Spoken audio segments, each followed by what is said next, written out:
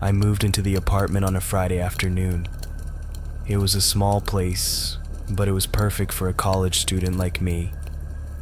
The rent was reasonable and it was close to campus. My new roommate Alex seemed nice enough. We exchanged a few pleasantries and I thought we'd get along just fine. The first few days were quiet. Alex kept to himself, which I appreciated since I was trying to get into a study routine. But as the weeks went by, I started noticing little things. He'd leave his dirty dishes in the sink for days, and sometimes I'd catch him staring at me when he thought I wasn't looking. It wasn't just the staring, though. It was the way he'd smile afterward, like he was sharing some private joke with himself. One evening, I came home from the library to find Alex sitting on the couch, watching TV. He was wearing a hoodie with the hood up, which seemed odd since it was warm inside. As I passed by, I caught a glimpse of something on the screen, a news report about a missing person.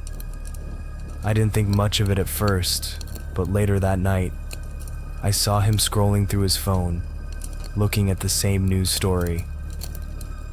The next day, I decided to do some laundry. As I was sorting clothes, I found a piece of paper in Alex's pocket. It was a receipt from a local hardware store, but what caught my attention was the handwritten note on the back. Meet Jay at 3 p.m. Be careful. I didn't know who Jay was, but something about it felt off. That night I couldn't sleep. I kept thinking about the note and the news report. I decided to do some digging.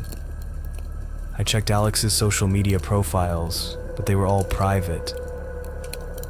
Then I remembered a conversation we had about our majors.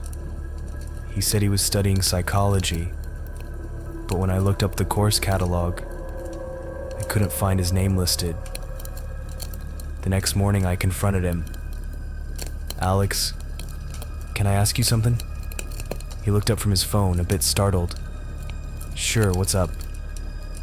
I was just wondering, are you really a psych major? He hesitated for a moment before answering. Oh yeah. I'm taking some courses online. I didn't believe him. That evening I came home to find Alex packing his bags.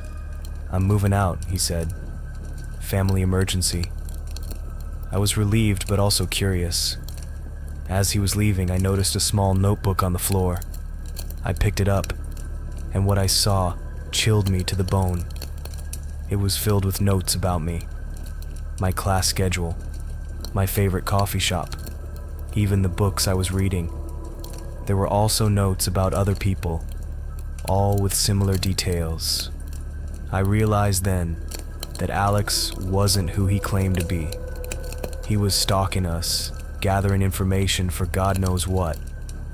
I called the police and reported everything. They found out that Alex was using a fake identity, and he had a history of stalking and manipulation.